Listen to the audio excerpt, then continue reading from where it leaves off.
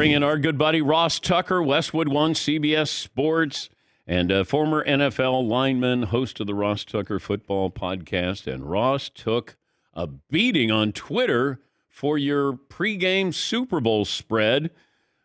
Pickled pizza? What the hell was going on at the Ross Tucker compound? You know what, Dan? This was amazing, actually. I got a late text message like mid-morning on Sunday from a buddy that said he was having a low-key Super Bowl party. And the key is it started at 5:30. I made it very clear to him I would not be watching the game with other people. He was okay with that. So we took two separate cars. I was in one, my wife and daughters in the other. They had an unbelievable spread. They had mozzarella stick pizza, which I had one, which was actually, it was pepperoni and mozzarella sticks.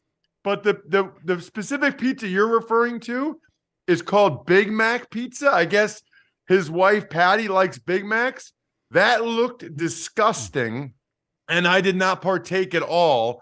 I actually, out of everything they had, I had like 4 pieces of stromboli. I feel like as a society, as a country, we don't talk enough we talk about pizza all the time. Pizza, pizza, pizza. I'm telling you right now, you put a pizza to the right, stromboli to the left, I am going stromboli. Stromboli's amazing. Well, thanks for calling in. That's all I wanted to talk to you about. All right. You will remember this Super Bowl for what in particular? Oh, great question. I think it depends a little bit on what happens moving forward, but a couple of things that jump out to me for sure. You know, I do the Eagles preseason games and I do their pregame show. I think Jalen Hurts coming of age.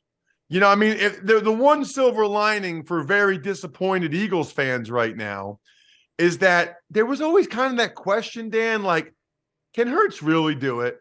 Like, can he really do it in a big playoff game against Josh Allen or Joe Burrow or Mahomes? Dan, he did it and then some. I mean, that might have been the best game I've seen him play, which, by the way, also makes it worse if you're an Eagles fan, that Hurts played the best game of his life and they still lost the game. But to throw for 300, some of the throws he made to Goddard, I mean, the throw he made to Quez Watkins, who didn't catch it when he was getting blasted on the blitz, incredible, the rushing. So even though they lost, I think the Hurts performance will resonate in the sense that we will look at them moving forward as a contender every year because Hurts can play at that level. And then, unfortunately, Dan, I think I'll probably remember the anticlimactic ending.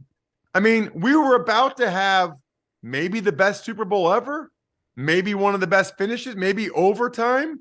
And it was a game-clinching ticky-tack hold. It's just very, very, very disappointing. But I said that, will we remember the officiating? Will we remember the field itself? Now, obviously, you can say, will we remember what Mahomes did in the second half or Jalen Hurts? I mean, there's a lot of things that you can throw into the blender here. But, the officiating, as much as the commissioner wants to say was great this year, it wasn't great this year. And in the biggest moment, in the biggest game, it came down to, a questionable, do you call it then? Do you make that call? Well, first of all, no. The answer is no. And I want to be very clear about this. That didn't cost the Eagles the game. The Chiefs still would have kicked the field goal. They would have gone up by 3 with 1:40 left or whatever. What it did was it cost all of us the opportunity to see how the rest of the game would have unfolded. Do the Eagles go down, score a touchdown, and win? Do they go down and get a field goal? We go to overtime? Do they not? Is Hurts not able to get it done? Or they get a field goal and then Mahomes has 28 seconds and he gets a field goal? It just didn't feel like, especially because the Chiefs were smart enough to not score after that. It just was like a game-clinching hold. And here's the issue I have with it.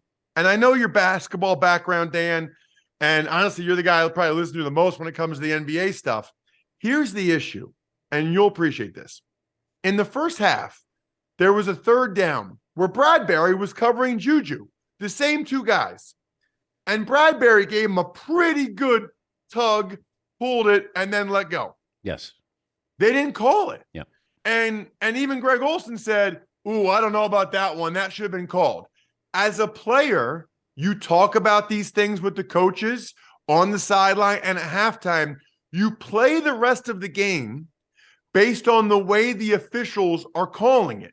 This would be like an NBA game where every time you go to the lane, you get bodied and they don't call foul, don't call foul, don't call foul. And then with, the last possession of the game, they call a hand check, right? Like, Yeah. Bradbury is playing the rest of that game based on the fact that they didn't call him for being more physical earlier. And then you call a much lesser transgression with less than 2 minutes. It just doesn't make sense. Number one, it's not consistent. And number two, the timing of it and the way it makes the players play, it's really problematic. We're talking to Ross Tucker, Westwood One and CBS Sports. I agree with you. It's a great point, and all athletes want is consistency. If you're calling that, then I know that now I can adjust my game. It's when you're not calling it for 59 minutes, and then you call it. I have a problem with that. And I mentioned earlier, I had a problem, no helmet-to-helmet call on Devontae Smith when he got hit in the first quarter on the sidelines, knocked him out of bounds. Definitely, helmet to helmet. And they overturned the catch by Devontae Smith, where Mike Pereira said the longer they're waiting, the more that it says it is not conclusive that you overturn that. It just, sometimes it all adds up. Sometimes it doesn't add up at all. I go back to Hurts's fumble. I thought that they were only up 10, and I said only up 10 at halftime, and that was going to come back and hurt them. If they were up, no pun intended, 27-7, then it's a different game plan probably for Kansas City. The Eagles' defense did not show up. They looked confused. They didn't put pressure on Mahomes. They didn't get a sack on him. I thought the Eagles' defense was the biggest letdown of the night. I would agree, and I would add to that the Eagles needed to be more dominant up front on both sides of the ball than they were. They just weren't. One of the things I think is interesting, I don't believe for a second, Dan, that the NFL wanted the footing to be that poor. That was an embarrassment for the league. I don't know how that happens. I'm not I don't know stuff about that. But here's what I do know. As an offensive lineman, really offensive player, but especially offensive lineman, Dan, you love it when the footing's bad because the D linemen can't get off the ball. They can't get a jump off the snap if the footing's bad. And by the way, when the receivers are running their routes, the defense has to react to them. So if the NFL wants high-scoring Super Bowls, if they want points to be put up, then by all means, have turf that guys are slipping like that because it's almost impossible to get a pass rush, and it's even very hard to play in the secondary. I mean, there really wasn't good coverage. Hurts threw for 300, could have been more. Patrick Mahomes, I hardly even remember any incompletions. It felt like he threw the ball to whoever he wanted wide open almost every time. So I'm not saying the NFL did it on purpose, but part of the reason why the game was higher scoring than many of us anticipated was the footing, in my mind. These two teams moving forward, Kansas City revamped their lineup, their roster, let Tyreek Hill go. Andy Reid says he's staying. I don't know if Eric Bieniemy stays as the offensive coordinator or maybe goes someplace else for that. But he's 20, Mahomes is 27. Kelsey's a little bit older than what people think, but you got a pretty good roster. They did a great job in rebuilding that offensive line. I'm looking at DraftKings. They got the Chiefs as the favorites for the Super Bowl next year. What do you make of that lineup? And as we ease into the dynasty word for the Kansas City Chiefs? Well, look, as far as I'm concerned, the Chiefs are the Super Bowl favorites for the foreseeable future. I mean, Mahomes is the best player by a decent amount. What Andy Reid did in that second half was masterful. I mean, masterful. Went against tendencies multiple times. I mean, what else do you get? By the way, bad look for the Eagles that they scored on the same exact play to the other side, right? Like, yes. I got the first one with Kadarius Toney. It was a new look. Eagles aren't expecting it. Okay, I got that. But then it was after the punt return, it was 3rd and goal at like the 5. They ran the same play to the other side and they burned them for it again. That's bad. Like, this is pro football. This is not like halftime adjustments. This is, hey, they just ran this. They're going to come back to it if they get down there again, be looking for it.